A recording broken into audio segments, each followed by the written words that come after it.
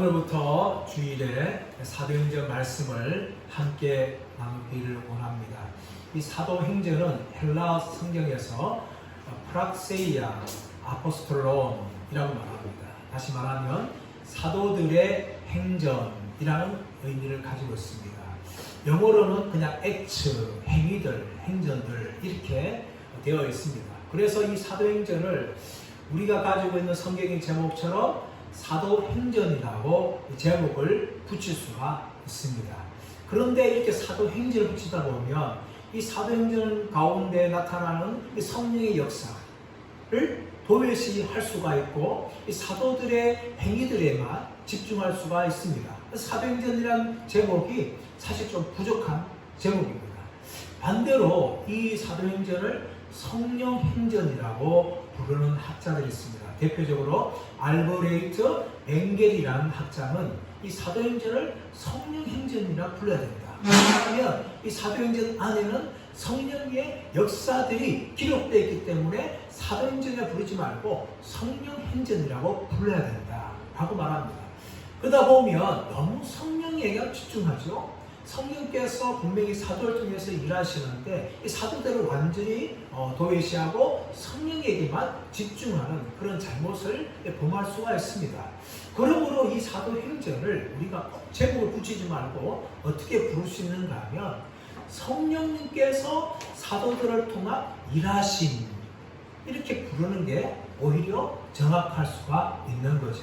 이 사도행전 안에는 성령님께서 사도들을 사용하여서 수많은 기적들을 행하시고 또 구원의 역사를 행하시는 것을 우리가 볼 수가 있습니다. 그러므로 이 사도행전은 성령님께서 사도들을 사용해서 행하시는 사역들이라고 우리가 부를 수가 있는 겁니다. 이 사도행전은 사실 신약성경 구조상 아주 독특한 위치에 있는 성경입니다. 이 사도행전 앞에는 바로 복음서가 있습니다. 마태, 마가, 누가, 요한 이 복음서가 있는데 사도행전 다음에는 이 서신서가 등장하죠. 바울 서신서, 베드로 서신서 이런 서신서들이 등장하는데 이 사도행전은 바로 복음서와 서신서를 연결하는 이 다리 역할을 하고 있는 성경이에요. 그리고 27권 신약성경 중에서 유일하게 역사서입니다. 역사서로 기록되어 있는 것이 바로 사도행전이에요. 그만큼 이 사도행전은 신약성경에서 독특한 위치를 차지하고 있는 성경이라고 볼 수가 있습니다. 그런데 이 사도행전의 저자가 누굴까요? 많은 학자들은 공통적으로 이 사도행전의 저자를 누가라고 부릅니다. 누가는 누가복음서를 기록한 사람이죠. 왜냐하면 이 사도행전에 나오고 있는 이 사도 바울의 자세한 것들은 함께 참여하지 않으면 알 수가 없는 일들입니다. 누가는 바로 사도 바울과 제2차 선교여행, 제3차 선교여행을 하면서 직접 사도 바울이 행했던 모든 것들을 자신의 눈으로 보았던 사람이에요. 그렇기 때문에 이렇게 실제적으로 사도행전을 기록할 수가 있었다는 것입니다.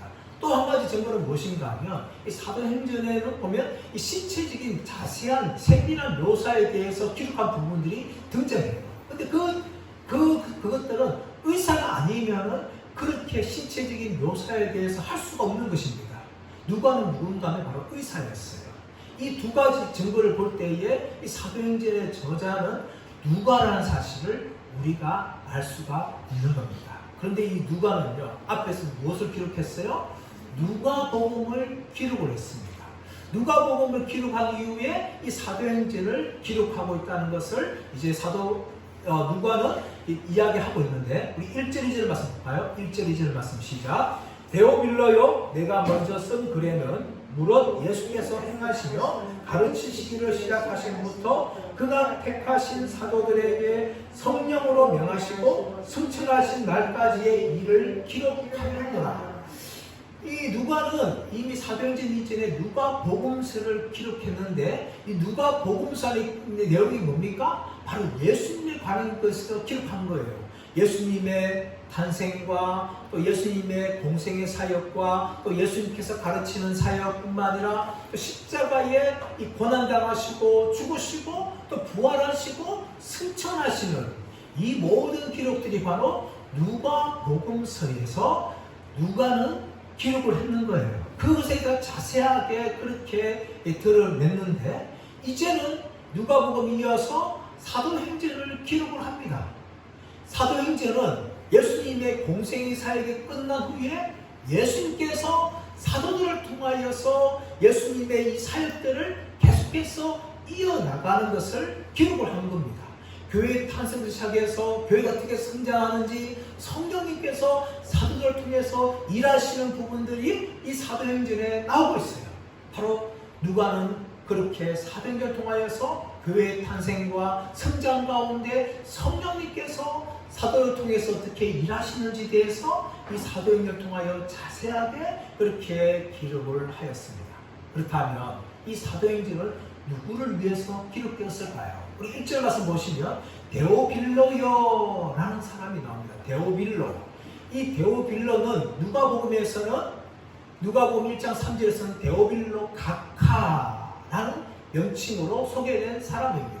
이 데오빌로는 하나님을 사랑하는 자, 하나님께로부터 사랑을 받는 자, 이 정도의 의미를 가지고 있습니다. 그렇다면 이 누가는 데오빌로라는 사람을 위해서 이 사도행전을 기록했다는 것을 우리가 알 수가 있는데, 이 데오빌로라는 사람이 진짜 실제 인물이라고 이야기하면 이 데오빌로는 누가가 복음서를 기록하고 사도행전을 기록하는 데 있어서 재정적인 후원을 한 사람이라고 우리가 볼 수가 있어요. 그러므로 이 사도행전은 이 데오빌로라는 사람에게 바친 책이라고 볼 수 있습니다. 헌정되었다는 것이죠. 오늘날 책을 보게 되어지면 책 앞에 누구누구에게 바칩니다 라는 글귀가 나와요. 책을 기록했는데 그 사람에게 헌정한다는 것이죠. 마찬가지로 누가는 이 데오빌로에게 헌정을 하면서 데오빌로라는 사람에게 교회가 어떻게 탄생했는지, 어떻게 교회가 성장했는지, 이 성령께서 어떻게 일하시는지에 대해서 데오빌로에게 자세하게 설명하기 위해서 이 책을 기록했다고 볼 수가 있는 겁니다. 또 하나는 이 데오빌로라는 사람은 사실 그 당시에 아주 보편적인 이름이었어요. 그래서 이 데오빌로라는 사람은 실제 인물이 아니라 아주 고위직에 있는 이방인들을 대표하는 사람이다 라고 볼 수가 있어요. 그러므로 사도행전은 바로 고위직에 있는 이방인들에게 교회의 탄생과 성장 가운데 성령님께서 어떻게 일하시는 데에서 증거하고 이방인 고위직 사람들을 믿음으로 세우기 위해서 이 사도행전을 기록한 것이라고 우리가 볼 수가 있습니다. 그런데 누가는 이 사도행전을 기록하면서 무엇보다 복음이 무엇인지에 대해서 먼저 설명을 합니다. 우리 3절 말씀을 보겠습니다. 3절 말씀 시작. 그가 고난받으신 후에 또한 그들에게 확실한 많은 증거로 친히 살아계심을 나타내사 40일 동안 그들에게 보이시며 하나님 나라의 일을 말씀하시니라. 누가는 3절을 통하여서 복음이 무엇인지에 대해서 이야기합니다. 우리가 교회를 다니면서 복음 많이 들었어요. 그런데 많은 사람들이 복음이 무엇인지도 모르고 나는 예수를 믿는다 라고 이야기합니다. 여러분, 예수를 믿는 것, 복음을 믿는 것은 무엇인가 하면 핵심적으로 바로 무엇보다 예수님께서 죽으심을 믿는 거예요. 오늘 3절 말씀 보시면 그가 고난받으신 후에 라고 이야기합니다. 예수님께서는 십자가에 못 박히시고 죽으셨습니다. 예수님의 십자가 죽음이 왜 있어야 되는가 하면 예수님의 십자가가 죽음이, 예수님께서 십자가에 죽지 않으시면 우리가 죄를 용서받을 수 있는 길이 어디에도 없다는 겁니다. 우리 인간은 모든 사람 다 죄인입니다. 죄인이기 때문에 하나님의 심판을 받아서 영원한 지옥에 가서 멸망당해야 돼요. 그런데 이 지옥 심판을 누가 대신 당하시는가 하면 예수님께서 십자가에 다 당하신 거예요. 우리가 당해야 될 죄에 대한 심판을 예수님 십자가에 당하시고 죽으심을 통하여 우리가 구원을 받을 수 있는 길을 열어주신 것입니다. 그러므로 십자가 죽으신 예수님을 믿는 자들마다 다 죄 용서받고 하나님의 자녀가 되는 그런 길이 열리게 되는 거예요. 그것이 바로 예수님의 십자가의 은혜입니다. 기독교의 출발은 바로 여기 있는 거예요. 예수님께 이 땅에 오시고 또 수많은 행적을 행하신 것도 다 중요하지만 십자가 죽음이 없으면 기독교는 탄생할 수가 없는 겁니다. 예수님께서 십자가에 죽으심을 통하여 우리가 우리가 구원을 받을 수 있기 때문에 바로 예수님의 십자가의 고난과 죽음은 복음의 핵심입니다. 두 번째 무엇입니까? 예수님께서는 죽음에만 그친 것이 아니라 부활하셨다는 거예요. 3절 계속 보시면 또한 그들에게 확실한 많은 증거로 친히 살아계심을 나타내사. 예수님께서 친히 살아나셨다는 것을 많은 증거를 보여주셨다는 것입니다. 여러분, 예수님 당시에 예수님 부활하셨는데 예수님의 부활에 대해서 모하는 사람들이 많았습니다. 어떤 사람들은 제 아들이 예수님의 시신을 훔쳐갔다. 도둑들이 그 당시에 유명했어요. 그래서 예수님 시신이 사라진 것이다. 예수님 부활한 것이 아니다. 그렇게 사람들은 주장했습니다. 또 한편으로는 예수님이 실제 살아난 것이 아니라 그 살아난 것처럼 환상으로 보인 것이다. 환상설이 있었어요. 그러나 누가 무엇을 말합니까? 예수님이 친히 살아나셔서 그들에게 확실한 증거를 많은 것들로 보여주셨다 하고 예수님의 부활이 참임을 이야기하고 있는 것입니다. 누가복음서에서도 예수님께서는 부활하시자 무덤에 찾아왔던 막달라 마리아를 만나주신 장면이 나옵니다. 그뿐만 아니라 숨어있는 제 아들을 찾아가서 평강이 있을지어다 하면서 그들을 만나주십니다. 또 도마가 없었는데 나중에 도마가 그곳에 있을 때에 예수님이 찾아가셨어. 도마에게 못 박힌 손과 옆구리를 보여주시면서 나를 보고 만져보라. 그리고 믿어라. 하고 말씀하셨습니다. 갈릴리에 고기를 잡으러 간 제자들 찾아가셔서 그들과 함께 생선 함께 잡수시는 것이 바로 예수님이셨어요. 또한 엠마오로 가는 두 제자를 만나서 예수님이 왜 십자가에 죽으셔야 되고 부활하신지에 대해서 성경을 풀어주신 분이 바로 예수님이셨습니다. 또한 500명의 형제에게 한 번에 예수님이 부활하심을 보여주셨어요. 이렇게 예수님께서는 수많은 증거들로 예수님이 친히 나타나심을 살아나셨음을 그렇게 보여주셨습니다. 바로 이것이 바로 복음의 핵심이에요. 예수님이 십자가에 죽으심과 예수님의 부활이 복음의 핵심입니다. 이것이 없으면 기독교는 존재할 수 없고 우리는 구원받지 못한다는 것입니다. 그런데 오늘날 교회 안에 이 예수님의 십자가의 죽으심과 부활 외에 다른 것들을 굉장히 중요시한 분들이 많습니다. 예를 들어서 은사주의자를 보십시오.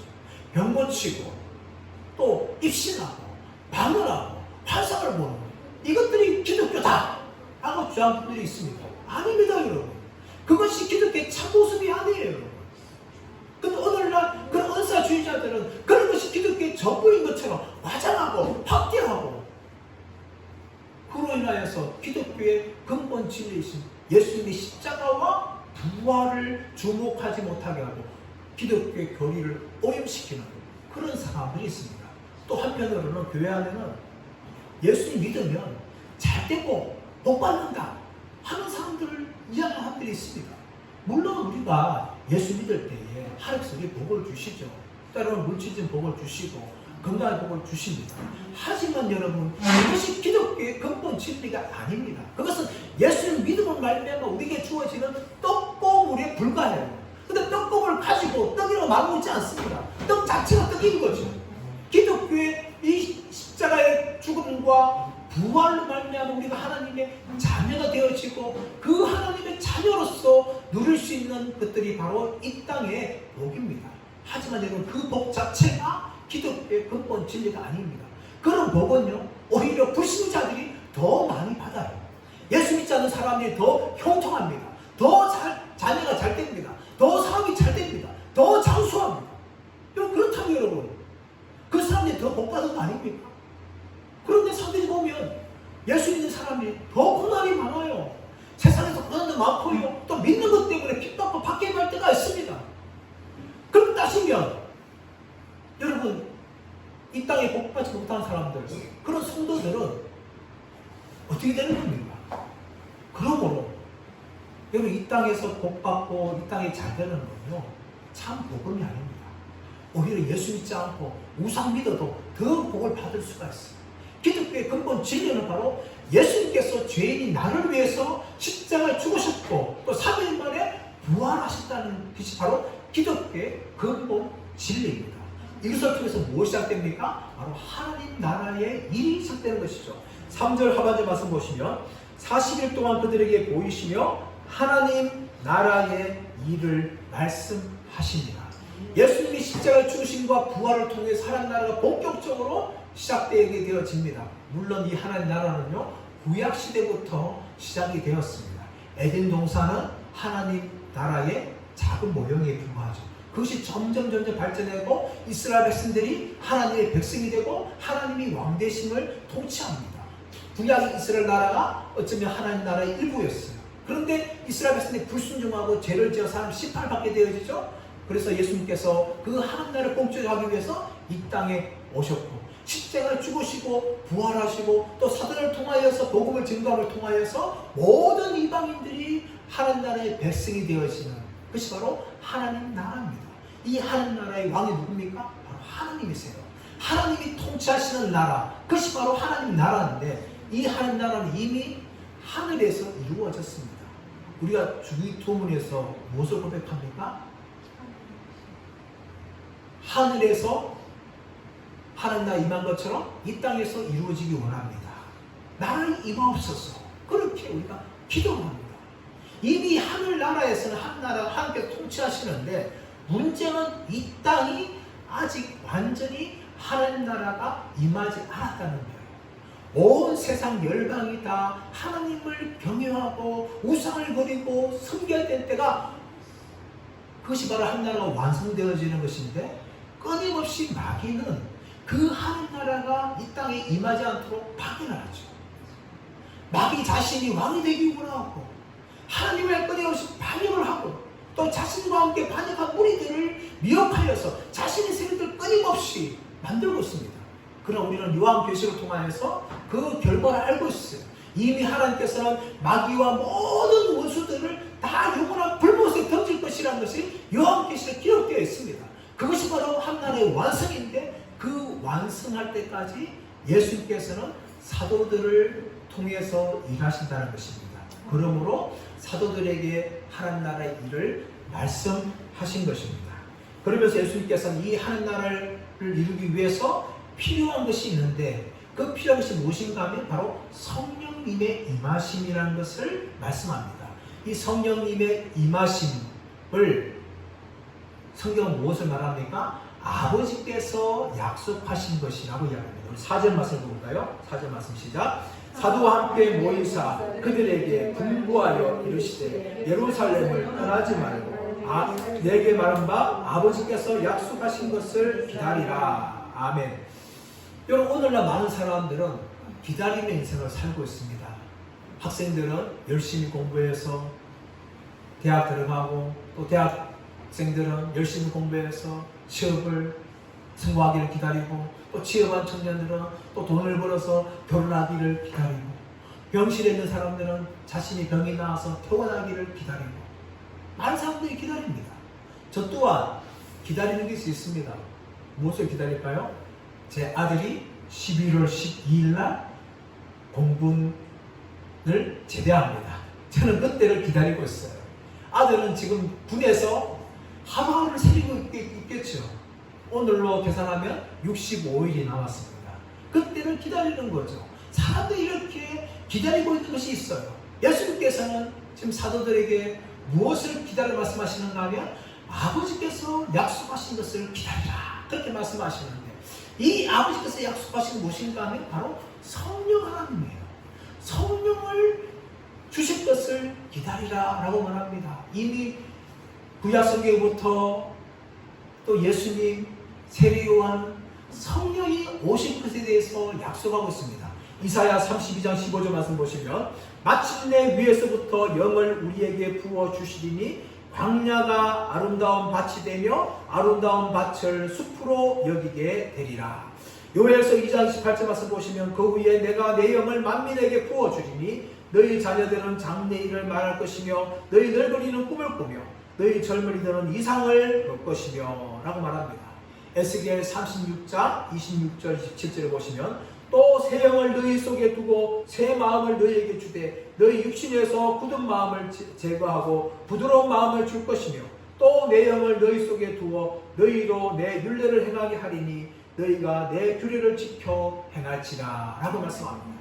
구약 성경에 보시면 아버지께서 약속하시는 성령을 주시겠다 라고 구약에서 끊임없이 말씀하셨습니다. 그리고 예수님께서도 성령을 주실 것이라 말씀하셨는데 요한복음 14장 16절 말씀 보시면 내가 아버지께 구하겠으니 그가 또 다른 보혜사를 너희에게 주사 영원토록 너희와 함께 있게 하리니 라고 말씀하시고 누가복음 24장 49절 말씀 보시면 볼지어다 내가 내 아버지께서 약속하신 것을 너희에게 보내리니 너희는 위로부터 능력으로 입혀질 때까지 이 성령을 머물라 라고 말씀합니다.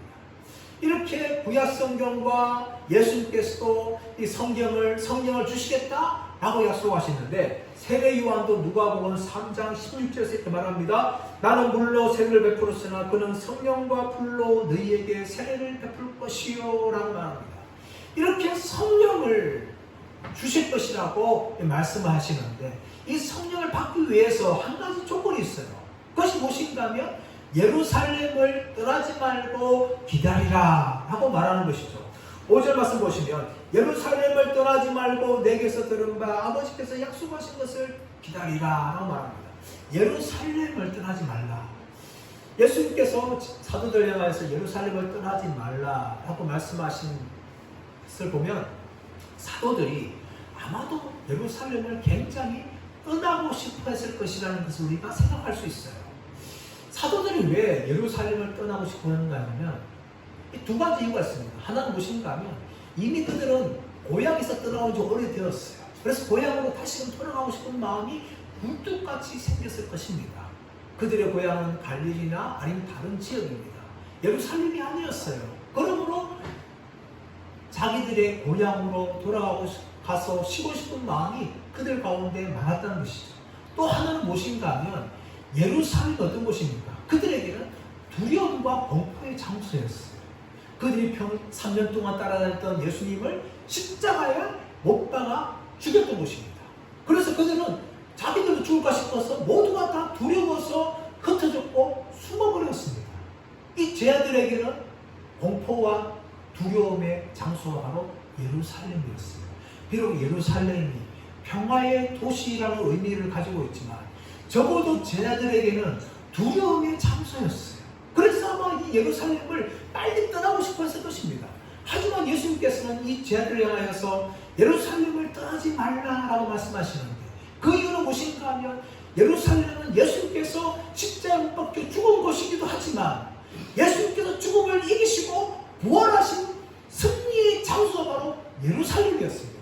또 하나는 무엇인가 하면 바로 이 예루살렘에서 성령께서 임하시기 때문에 예수님께서는 예루살렘을 떠나지 말라, 떠나지 말고 아버지께서 약속하신 것을 기다리라 이렇게 말씀을 하신 것입니다. 이 아버지께서 약속하신 것은 5절 말씀 보시면 이렇게 되어 있죠. 5절 말씀 볼까요? 요한은 물로 세례를 베풀었으나 너희는 몇 날이 못 되어서 성령으로 세례를 받으라. 성령으로 세례 받는 것, 그것이 바로 아버지께서 약속하신 거예요. 그런데 이 성령으로 세례, 이 세례가 뭡니까? 우리가 알고 있는 세례는요, 대부분 다 물세례죠. 물세례. 우리 장로교에서는 교회에서 이렇게 물을 적시는 거죠. 물을 머리에 적시는 것을 세례라고 합니다. 근데 이 세례라는 단어가 이 헬라어로 밥티조라는 단어인데 이것은 첫 번째는 담그다, 두 번째는 씻다 의미가 있어요. 이 담그다 의미가 있다는 거죠. 그래서 이 기독교 중에 침례교는 교회 안에 목욕탕을 만들어서 목욕탕을 물을 만들어 가지고 사람들을 그 물속에 빠지게 해서 일어나게 합니다. 그래서 침례라고 하는데 이런 침례 형식이 바로 예수님 당시 행했던 세례 형식이었어요. 이 요단강에 가보시면 지금도 사람들이 그 요단강에서 물 세례를 받는 장면을 볼 수가 있습니다. 사람들이 물에 들어가죠. 그리고 물에서 일어납니다.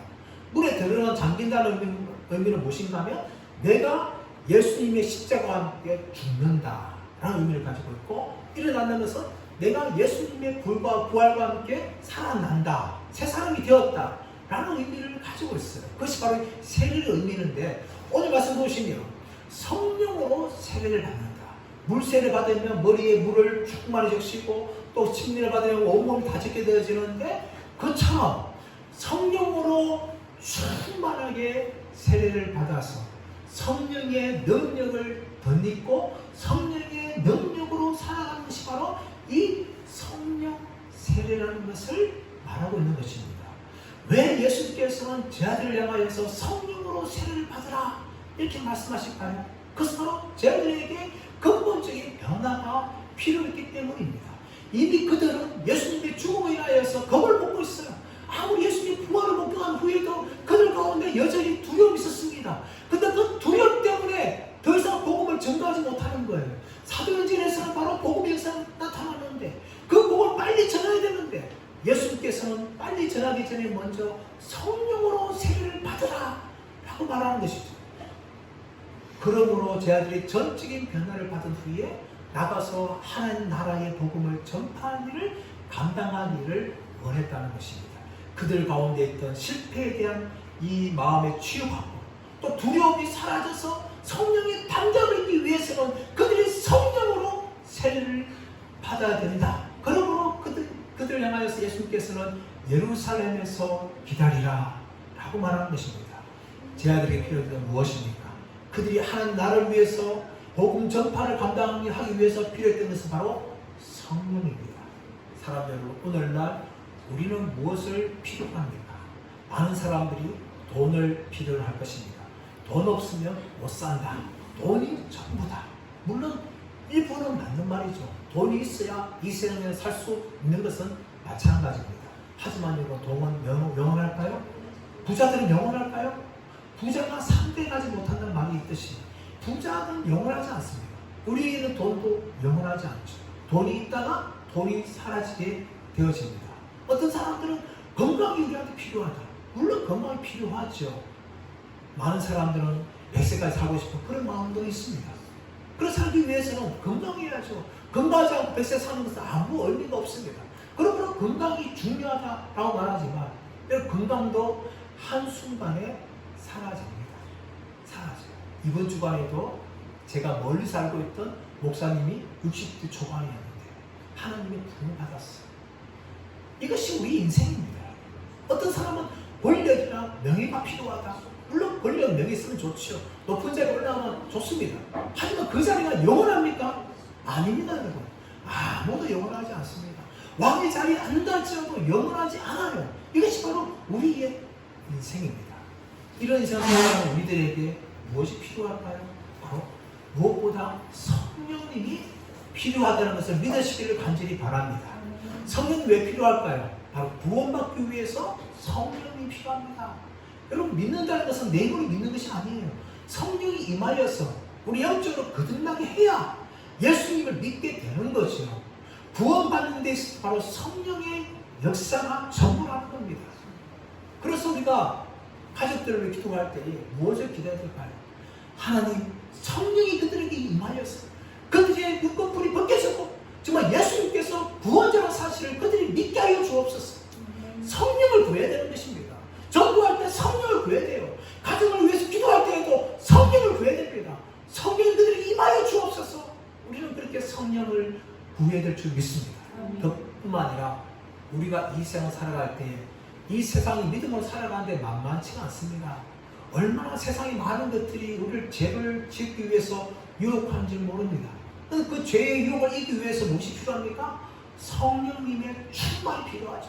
성령님과 동행해야 됩니다. 내 힘으로 살아가는 다 죄로 넘어고 여기 넘어질 수밖에 없습니다. 성령님께 나와 함께 하시고 나를 지켜주실 때에만 우리가 모든 유혹을 이기고 믿음으로 살아갈 수가 있다는 겁니다. 그뿐만 아니라 우리가 전도하거나 또 교회의 사명을 감당할 때에도 성령님 필요합니다. 성령님 우리에게 임하여 주셔야지만 우리가 담대하게 복음을 전할 수 있는 것이죠. 복음을 전하려면 우리가 얼마나 두려운지 몰라요. 무서운지 모릅니다. 그래서 우리는 담대히 복음을 전하기 위해서는 성령이 붙잡혀야 돼요. 성령 충만해야지만 예수가 그리스도라는 사실을 우리는 담대하게 전할 수가 있는 것입니다.